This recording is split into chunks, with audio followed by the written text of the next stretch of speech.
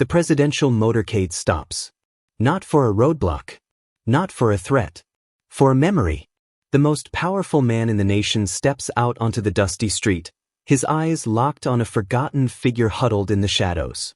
He walks past his confused guards, he approaches the frail old man, and in front of the entire world, the president of the nation falls to his knees.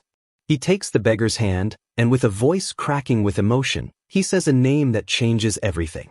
For 25 seconds, a nation held its breath. The air crackles. Security agents reach for their weapons, their minds racing. Is this a trap? A setup? The crowd murmurs, phones raised, capturing the impossible. The scent of hot asphalt and dust fills the air. But the president doesn't see them. He only sees the face from his past. The eyes that once held the future of a nation in a dusty classroom. This isn't just a man kneeling. This is a country facing its own soul on a forgotten street corner. And what he does next will become a legend. Don't miss out on stories that redefine leadership. Hit subscribe now, and let me show you why this moment matters so much. Power has a look. It has a sound. It has a rhythm. It's the polished gleam of a black car. The synchronized march of disciplined guards. The deferential silence that falls when a leader enters a room. Power is a fortress, built of protocol and distance, designed to elevate one man above all others. It's a language understood across the globe, a symbol of control, of authority, of untouchable strength. On this day, in the heart of Ouagadougou, the capital of BurkinaFaso, power was on full display. The motorcade of Captain Ibrahim Traoré, the transitional president, cut through the city's vibrant chaos like a blade. He was a man who embodied a new kind of hope, a new kind of urgency for a continent finding its voice. Young, barely in his mid-30s, with an intensity in his eyes that spoke of old battles and future wars. He was the man in the red beret, a symbol of defiance, of sovereignty, of a promise to his people that their destiny would finally be their own.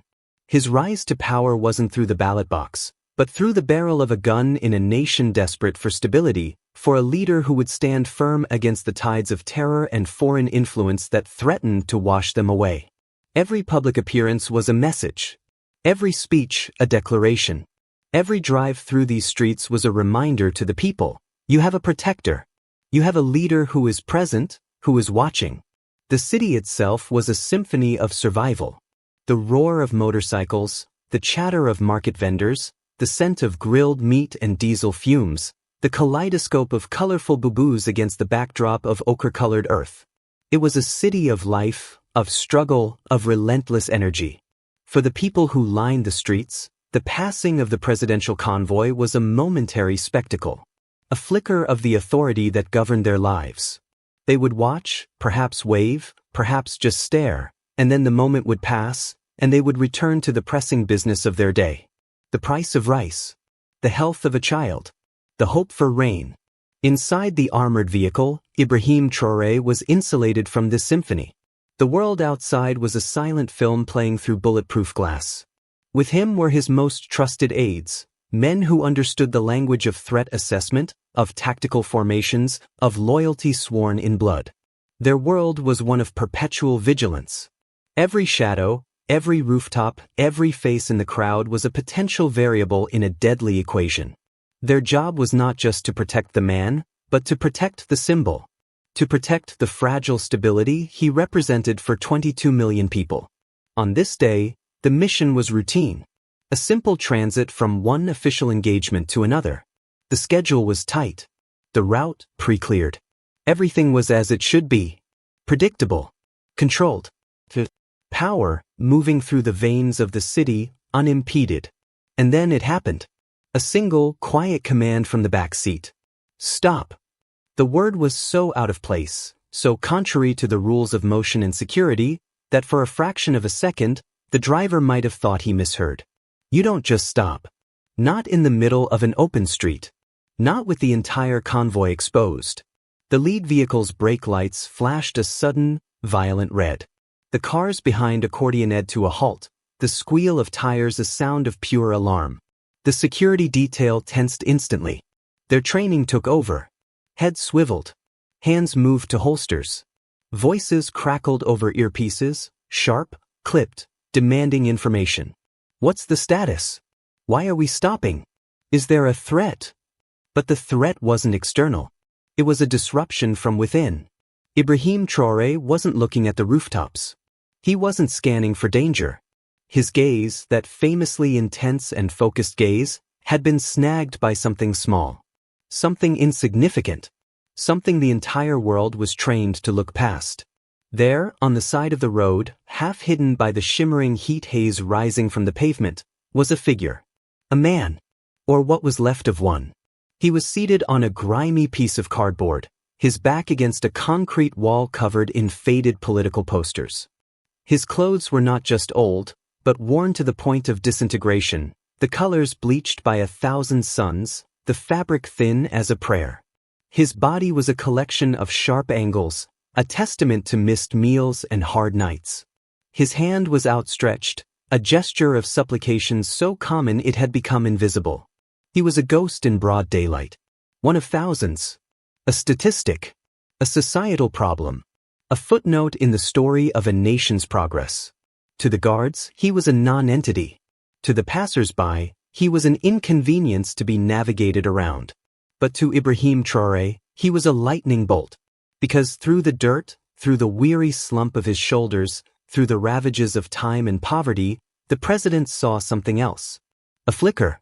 A ghost of a memory. The way the man held his head, even in defeat. The structure of his face beneath the grime. The shape of his hands. Time collapsed.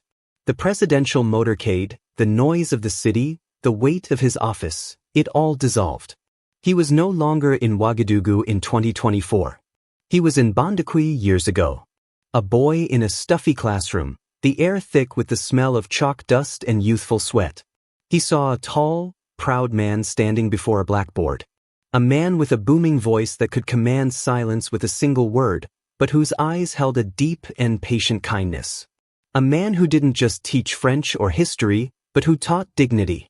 Who taught that a man's worth was not in his wallet, but in his word. Not in his title, but in his integrity. This teacher would pace the aisles, his footsteps a steady rhythm of authority and care. He would stop by a young Ibrahim's desk, tap the book, and say, "Knowledge is the only weapon they can never take from you, son. Make your mind a fortress." The face in his memory and the face on the street merged into one. The shock was a physical blow. It punched the air from his lungs. It couldn't be. It was impossible. But it was true. The man begging on the side of the road was his former teacher, Monsieur Jean-Pierre Diallo. The name echoed in the silent, air-conditioned space of the car. Diallo. The man who had shaped him. The man who had seen a fire in him and given it oxygen. The man who had told him he could be a leader. And here he was. Broken. Forgotten. Invisible. A cold fury mixed with a profound sadness washed over Traoré. This was not just a personal tragedy. This was a national sin. A society that allows its educators, the very architects of its future, to fall into such despair is a society that has lost its way. It is a house with a rotten foundation. The red beret on his head suddenly felt heavier. The uniform, a hollow shell. What was the point of all this power, of the motorcades and the salutes and the titles, if it couldn't protect the very people who had built him? If it couldn't uphold the simple, fundamental dignity of a man like Monsieur Diallo? "Open the door," he commanded. The chief of his security detail leaned forward, his voice a tense, urgent whisper. "Mr. President, it's not secure. We don't know who is in that crowd. Let us handle this. We can send someone." "Now," Traoré said. The word was not loud, but it was absolute. It was the voice of a commander who would not be disobeyed. It cut through the protocol, through the fear, through the training.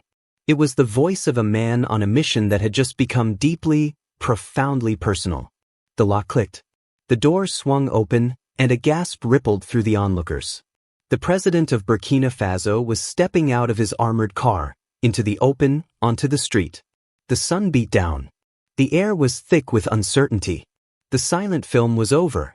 The sound of the city rushed in, but for a moment, it seemed to be holding its breath. His guards, their faces masks of professional calm betraying an inner storm of anxiety, moved with him, creating a fluid, moving perimeter. They were shields of muscle and metal, but their eyes were not on the crowd. They were on their president, watching his every move, trying to comprehend the incomprehensible. Leaders don't do this. They don't break protocol for a beggar. They don't expose themselves to unknown risks for a nobody. But to Ibrahim Traoré, this was not a nobody. This was everybody. He walked.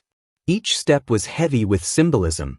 The polished black combat boots, symbols of his military authority, met the cracked, dusty asphalt of the common man's world. He was crossing a line. Not just a line of security, but a line of status, of caste, of the carefully constructed separation between the ruler and the ruled. The crowd fell silent, their phones held up like a forest of black mirrors, all reflecting this surreal scene. They didn't know the story yet, but they knew they were witnessing something historic. Monsieur Diallo heard the commotion. He looked up, his eyes squinting against the harsh sun and the imposing figures approaching him. He saw the uniforms, the guns, the stern faces. Fear, the old and familiar companion of the destitute, clutched at his heart. He thought he was in trouble. Perhaps he was sitting somewhere he shouldn't be. Perhaps his very existence was an offense. He began to gather his meager belongings, his hands trembling. He tried to make himself smaller, to disappear. But the figures didn't yell at him. They didn't push him. They stopped. And the man in the center, the man with the red beret and the piercing eyes, kept walking towards him. Closer. And closer. And then, the moment that would be seared into the memory of a nation. Captain Ibrahim Traoré, the leader of the revolution, the commander of the armed forces, the president of BurkinaFaso, reached his former teacher. And he knelt. He didn't bow. He didn't crouch. He dropped to one knee, placing himself lower than the man sitting on the cardboard. He put his knee down in the dirt and the grime of the street, an act of such profound humility that it felt like a seismic event. The world tilted on its axis. The fortress of power had crumbled in a single, silent gesture. He reached out and took the old man's frail, calloused hand in his own. The contrast was breathtaking. The strong, steady hand of the soldier holding the trembling, fragile hand of the scholar. Monsieur Diallo stared, his mind struggling to connect the dots. He saw the face above him, a face he knew, but in a context that was impossible. It was the face of the boy from his class in Bondiqui. The quiet, serious one. The one with the questions. The one he had pushed. Little Ibrahim. But this was not little Ibrahim. This was the president. The man on the posters, on the television. The two realities collided in his weary mind, and the shock was too much. Tears, hot and sudden, welled in his eyes, carving clean paths through the layers of dust on his cheeks. Traoré's own voice was thick with an emotion he rarely showed the world. It was a voice stripped of command, filled only with respect and a deep, aching sorrow. Monsieur Diallo, he said, his voice just above a whisper, but it carried in the stunned silence like a thunderclap. It is you. Forgive me. Forgive us. The old man's lips trembled. He tried to speak, but only a choked sob escaped. He recognized the boy. He saw the leader. He felt the hand holding his. He felt the knee on the ground before him. He was not invisible. He was seen. Traoré looked up from his kneeling position, not at the crowd, not at the cameras, but at the face of his mentor. He spoke again, and his words were not just for the teacher, they were a proclamation to his entire nation, a lesson delivered not from a podium, but from the dust of the street. A man who does not honor his teachers, he said, his voice gaining strength, becoming assertive, is a man who walks into the future backwards.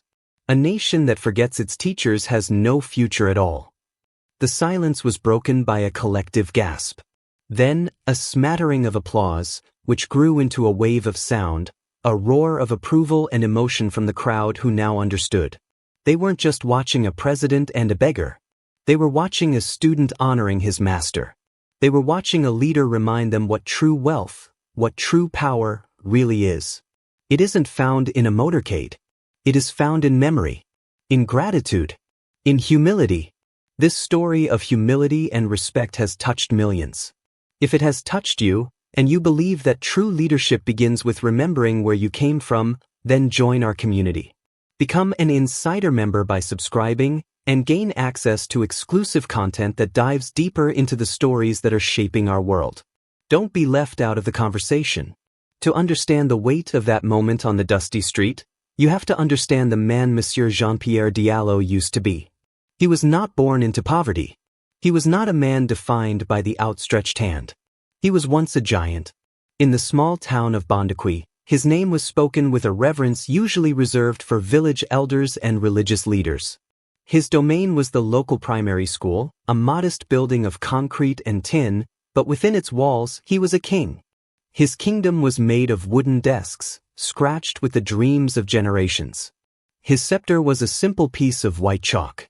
His crown was the respect of every child who passed through his doors. Monsieur Diallo was more than a teacher, he was a force of nature. He was a sculptor, and the clay was the young minds of his students. He saw his work not as a job, but as a sacred duty. He was building the future of BurkinaFaso, one lesson at a time. He taught history, but he didn't just teach dates and names. He taught the soul of his country. He spoke of the great mossy empires, of the proud resistance against colonial rule, of the meaning of the name Burkina Faso, land of the incorruptible people. He would stand before the class, his eyes blazing with passion, and declare, "To be Burkinabe is not just a nationality. It is a responsibility. It is a promise to be upright, to be honest, to be dignified, even when you have nothing else." A young Ibrahim Traoré sat in that classroom, absorbing every word. He was a quiet boy, observant, with an intensity that set him apart. While other children were restless, Ibrahim would watch Monsieur Diallo, his gaze unwavering. He wasn't just listening to the lessons, he was studying the man. He saw the way Monsieur Diallo carried himself, with a pride that had nothing to do with wealth. He saw the way he treated the poorest students with the same respect as the children of local officials. Monsieur Diallo noticed the boy, of course. A teacher like that notices everything. He saw the spark in Ibrahim's eyes. It wasn't the fleeting curiosity of a child, it was the focused flame of a strategist. He saw a mind that didn't just accept information, but analyzed it, questioned it, processed it. One afternoon, after school, he found Ibrahim staring at a map of Africa pinned to the wall. "It is a complex puzzle, isn't it?" Monsieur Diallo said, coming to stand beside him. The young Ibrahim nodded, his finger tracing the borders of his own country. "They drew the lines wrong," he said quietly. "They cut tribes in half. They grouped enemies together. This map wasn't made for us." Monsieur Diallo put a hand on his shoulder. It was a heavy, warm hand. "Very few people see that, Ibrahim. Most people only see the lines. They don't see the people the lines have trapped. You have the eyes of a leader. You see the whole picture." He paused, then looked the boy straight in the eye. A leader's job is not to accept the map he is given. It is to draw a new one, a better one, for his people. Do you understand? That conversation was a seed planted in the fertile ground of a young, determined mind. Monsieur Diallo was full of such lessons. He would use the chalk not just to write verbs and equations, but to draw metaphors. He once drew a single, towering baobab tree. "This tree is our nation," he explained, his voice filling the small room. "Its roots are our history, our ancestors. They go deep into the earth, they give us strength, they hold us firm in the storm. The trunk is our people, united and strong. The branches are our future, reaching for the sun, for knowledge, for prosperity. But what happens," he asked, his tone growing serious, "if we forget the roots? What happens if we cut them away, thinking they are old and useless?" A student answered, "The tree will die, monsieur." "Exactly." Diallo boomed, tapping the blackboard with the chalk. "It will fall. A nation that disrespects its elders, that forgets its history, that abandons the people who gave it life, that nation is a dead tree waiting for the wind to knock it over. Never forget your roots, children. Never." Ibrahim Traoré never forgot. He carried those lessons with him from the classroom to the military academy, from the battlefield in the north to the presidential palace in Ouagadougou. The image of the baobab tree, the challenge to draw a new map. These were the foundational principles of his ideology. They were the software running in the background of every decision he made. So what happened? How could a man of such stature, a pillar of his community, a sculptor of leaders, end up on a piece of cardboard on a city street? The answer is a tragedy not unique to him, but painfully common. It's a story of a system that failed him. Monsieur Diallo retired with honor after 40 years of service. He had earned his rest. He looked forward to a quiet life in his village, tending to his small garden, reading his beloved books, and enjoying the status of a respected elder. His pension, while not lavish, was supposed to be enough. It was the state's promise. It's part of the social contract. But the winds of change were not kind. Economic instability, political turmoil, and shifting government priorities eroded the value of that promise. The national pension system, mismanaged and underfunded for years, began to crumble. Payments became erratic, then smaller, then for some, they stopped altogether. The safety net that was meant to catch men like Monsieur Diallo had gaping holes in it. He was too proud to complain at first. He sold his small plot of land. He sold his books, an act that felt like selling pieces of his soul. His wife, the love of his life, fell ill. The medical bills were a tidal wave that swept away the last of their savings. When she passed away, a part of him died with her. He was left alone, with nothing but his memories and the hollow ache of a broken promise. His own children were struggling to feed their own families. He couldn't bear to be a burden to them. So, with a heart heavy with shame, he did the only thing he could. He journeyed to the capital, Ouagadougou, thinking the big city might offer some small opportunity, some way to survive. But the city was unforgiving. It swallowed him whole. With no skills other than the ones that now seemed worthless, he was left with only one option. He found a spot on the pavement, pulled his dignity around him like a threadbare blanket, and held out his hand. He wasn't just begging for money. He was begging for a past that had vanished. He was a living ghost, haunted by the memory of the man he used to be. Every coin dropped into his cup was a small mercy, but also a fresh humiliation. He, Jean-Pierre Diallo, who had taught generations about the pride of being Burkinabe, was now a symbol of its deepest failure. He would watch the fancy cars drive by, and wonder if any of the important men inside, the lawyers, the doctors, the politicians, had ever sat at his desks. He wondered if they remembered the lessons. He had long since given up hope that they had. Until one day the fanciest car of all stopped, and a boy who had become a king knelt before him in the dust.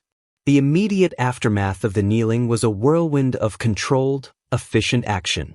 As President Traoré stood up, brushing the dust from his uniform, he never let go of Monsieur Diallo's hand. He turned to his chief aide, a man named Colonel Sambo, whose face was still a mixture of shock and dawning understanding. "Colonel," Traoré said, his voice now calm but firm, the commander back in control. "Monsieur Diallo is a guest of the state. He will be treated with the highest honor. Arrange for the finest medical care immediately. Find him comfortable, dignified housing. See to it that he has everything he needs. Everything. This is your personal responsibility." "Yes, Mr. President," Sambo replied, the words sharp with newfound purpose. He gestured to two of his men. There was no force, no coercion. They approached the old teacher with a deference and respect that would have been unthinkable just minutes before. "Monsieur Diallo," one of the guards said gently, "please, come with us." The president insists. For the first time in years, someone was insisting on giving him something other than spare change. They helped him to his feet, his old bones protesting, but his spirit beginning to mend. As they guided him towards one of the black vehicles, a symbol of the power that had ignored him for so long, he looked back at Traoré. Their eyes met one last time across the crowded street. It was a look of gratitude so profound it needed no words. Traoré watched until the car door closed, securing the first small victory in a new, undeclared war, a war on forgotten dignity. He then turned to face the crowd, the sea of phones still recording his every move. He didn't wave. He didn't smile. He simply gave a slow, deliberate nod. It was a nod of acknowledgement, of shared understanding. Then he got back into his car, and the motorcade, its purpose now entirely transformed, slowly pulled away. The story exploded. It didn't just go viral, it became a national phenomenon. The blurry phone footage, the photos of the kneeling president, were everywhere within hours. On social media, in chat groups, on television news reports. The image was so powerful, so contrary to the usual aesthetics of African leadership, that it transcended language and politics. It was a raw, human moment that everyone understood instinctively. Some political opponents tried to frame it as a stunt, a calculated act of political theater. But their cynicism was drowned out by the overwhelming public response. People saw the sincerity. They saw the tears in the old man's eyes. They heard the raw emotion in their president's voice. They saw a leader who was not afraid to be human. Instead of letting the story be defined by others, Traoré seized the narrative. 2 days later, he scheduled a national address. It wasn't to be held in a formal government building, but at the University of Ouagadougou, in front of an audience of students, faculty, and educators from across the country. The symbolism was potent. He was returning to the source. When he stepped up to the podium, he was not wearing his military uniform. He was dressed in a simple, traditional Faso d'Anfani, the national cloth, woven by local artisans. It was a gesture of solidarity, of humility. He began his speech quietly. "I did not come here today as your president," he said, his voice resonating through the auditorium. "I did not come as a captain in the army. I came here as a student. Because 2 days ago, on a street not far from here, I received the most important lesson of my life. A lesson from my old teacher, Monsieur Jean-Pierre Diallo." He then told the story.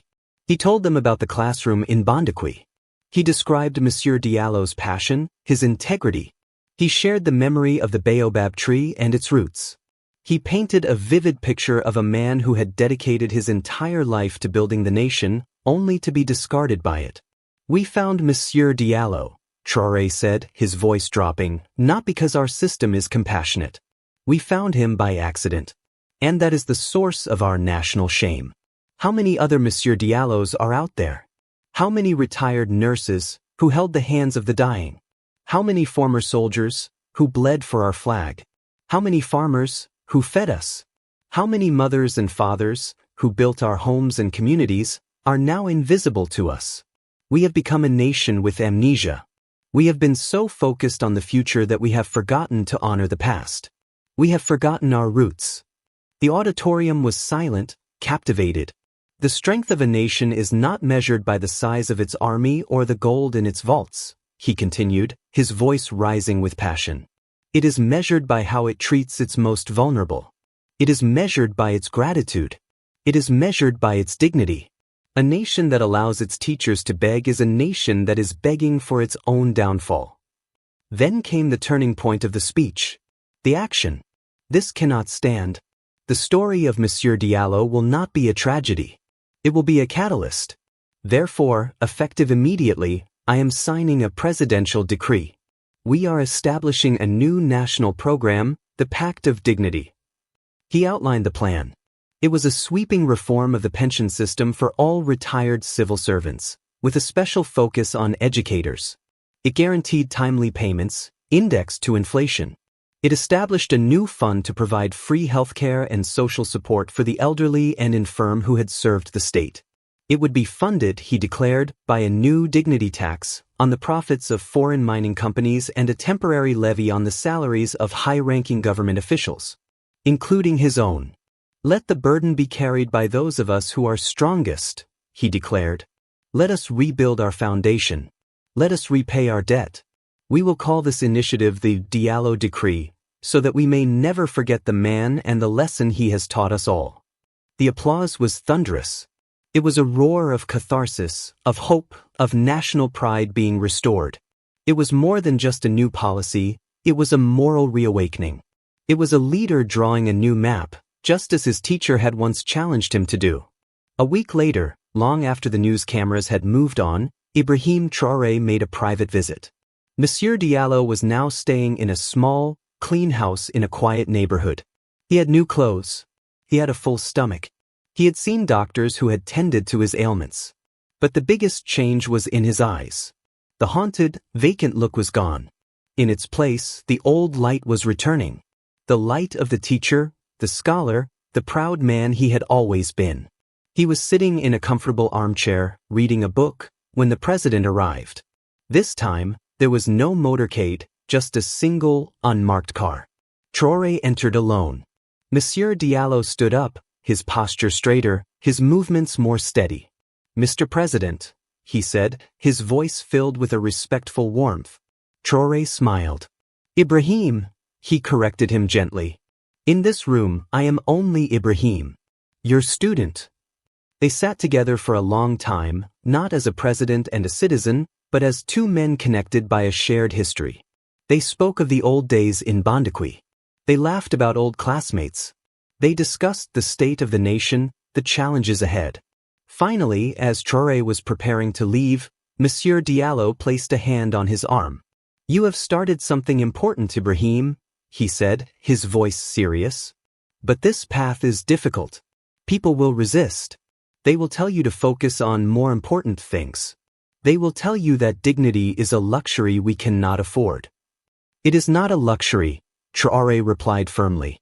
"It is the foundation of everything else. Without it, we are building on sand." The old teacher smiled, a genuine, radiant smile. "Good," he said, patting his arm. "Good. You have become a great teacher yourself. You learned the lesson well, my boy. You learned it well." As Ibrahim Traoré left that small house, he knew the road ahead was long. Reforming a nation is not a single act of kneeling. It is a lifetime of hard work, of difficult choices, of fighting against cynicism and corruption. But for the first time in a long time, he felt the ground beneath his feet was solid. He had remembered the roots.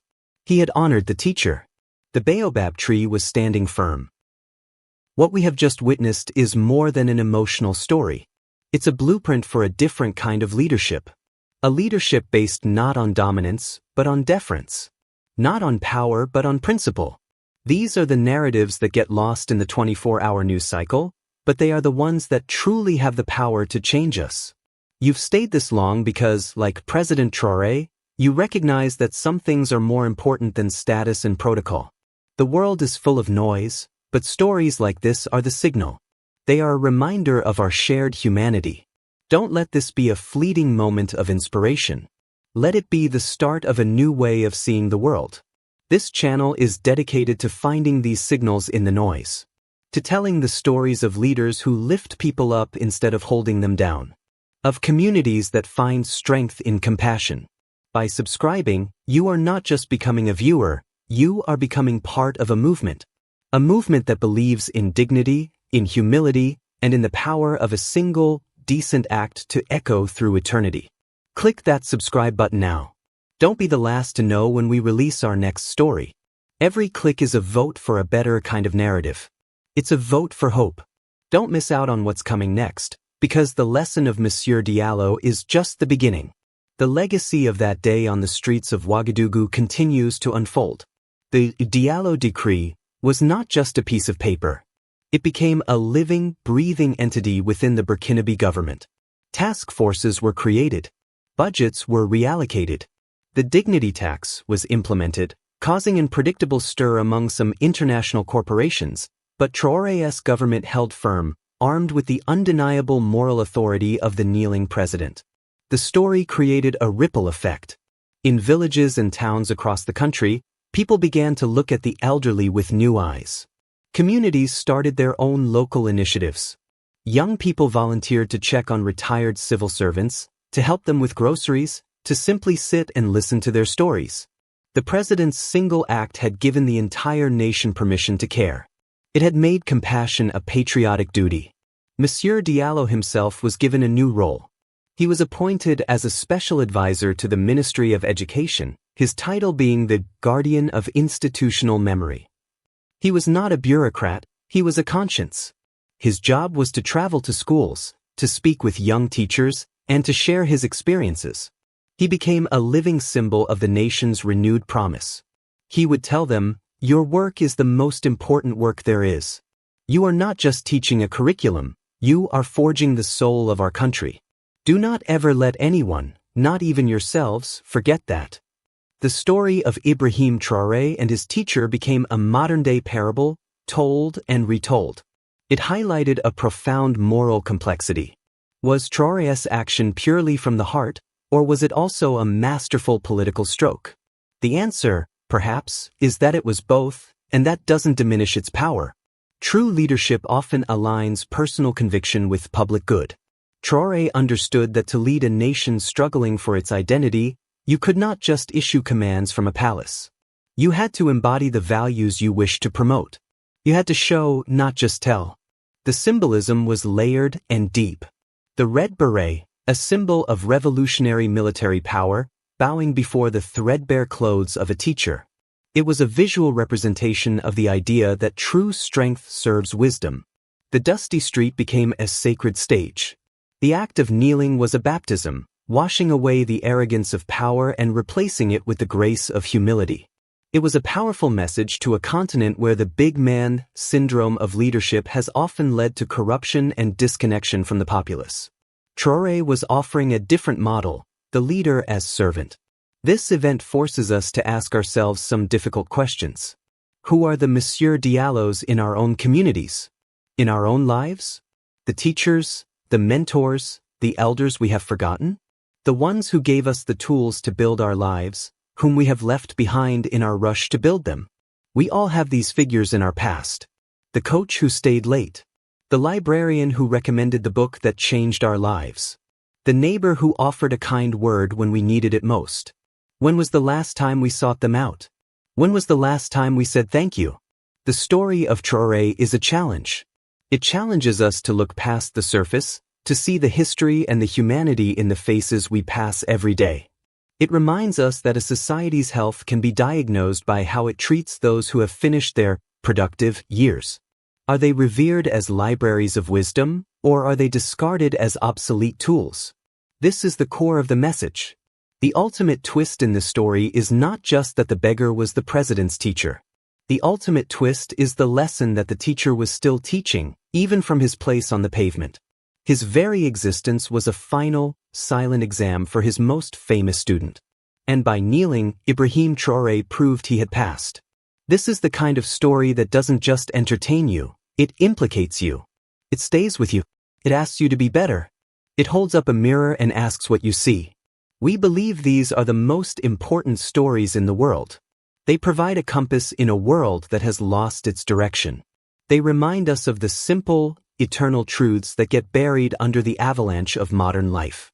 If you agree, if you feel that stirring in your chest, that desire to be part of something meaningful, then your journey with us is just beginning. By subscribing, you are raising your hand and saying, I want more of this. You are telling the algorithms and the world that stories of hope, dignity, and true leadership are what you value. You are helping us build a community dedicated to these ideals. So, one final time, we ask you. Don't just watch. Participate. Don't just be inspired. Click the subscribe button. Join our community of insiders. And let's continue to uncover the stories that have the power to change the world, one kneeling moment at a time. Thank you for watching. And thank you for remembering.